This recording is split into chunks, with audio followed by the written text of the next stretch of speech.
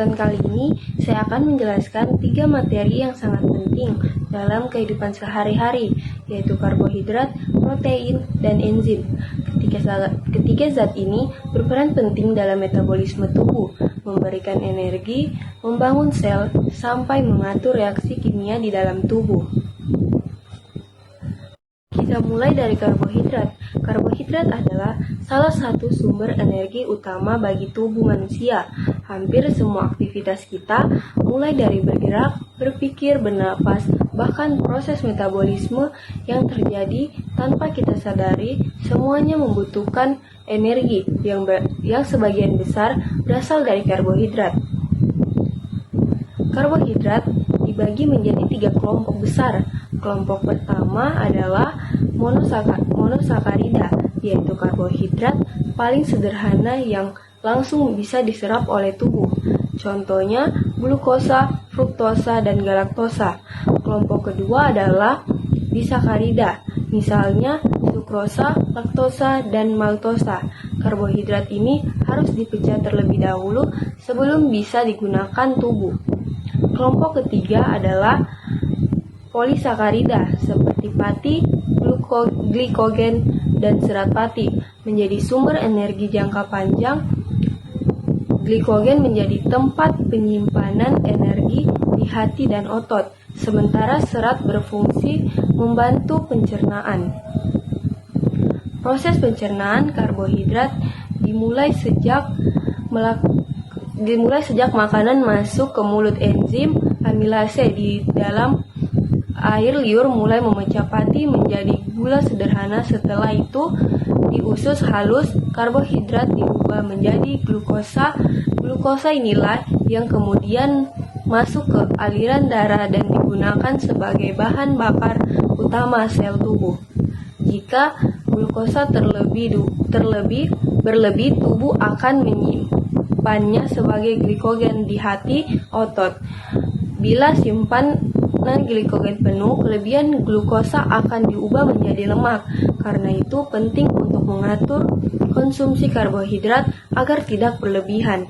Contoh sumber karbohidrat sehat yang baik dikonsumsi adalah nasi, roti, gandum, sereal, kentang, ubi, jagung, serta buah-buahan. Karbohidrat kompleks seperti gandum utuh sangat direkomendasikan karena dilepas secara perlahan sehingga memberi energi stabil dan tidak cepat membuat kita lapar. Selanjutnya, kita membahas tentang protein. Protein adalah zat yang berfungsi sebagai penyusun utama tubuh. Hampir semua bagian tubuh kita, mulai dari rambut, kulit, otot, hormon, antibodi, hingga enzim, dibentuk dari protein. Protein tersusun atas molekul kecil yang disebut asam amino. Ada 2 jenis asam amino, yaitu asam amino esensial yang harus diperoleh dari makanan karena tubuh tidak bisa membuatnya sendiri, dan asam amino non esensial yang dapat diproduksi tubuh. Protein memiliki beberapa fungsi penting. Pertama, membangun dan memperbaiki jaringan tubuh, misalnya saat otot rusak setelah aktivitas fisik. Kedua, membentuk enzim hormon yang mengatur kerja sel. Ketiga, mendukung sistem imun, yaitu membantu tubuh melawan infeksi. Keempat, mengangkut zat seperti hemoglobin yang membawa oksigen dalam darah.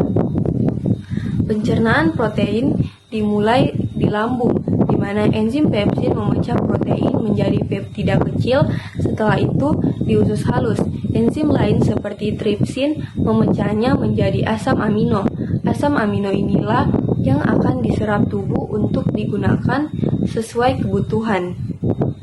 Contohnya, makanan yang kaya protein adalah telur, daging, ikan, ayam, susu, yogurt, tahu, tempe, dan kacang-kacangan.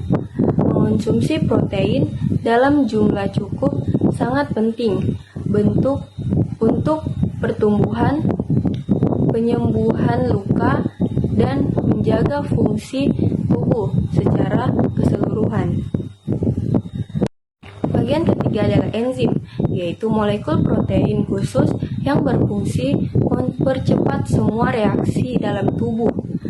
Tanpa enzim, reaksi ini akan berlangsung sangat lambat, sehingga kehidupan tidak dapat berjalan dengan baik.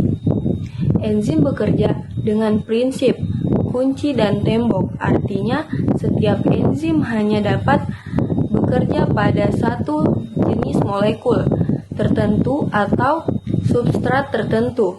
Misalnya, amilase memecah karbohidrat, pepsin memecah protein, liptase memecah lemak, katalase memecah hidrogen peroksida yang bersifat racun bagi sel.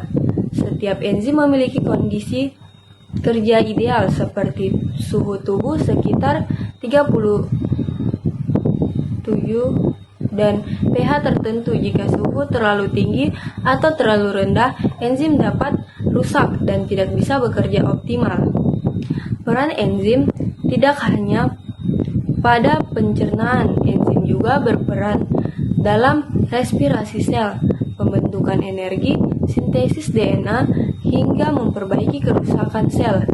Singkatnya, tanpa enzim, tubuh tidak bisa melakukan aktivitas metabolik yang vital.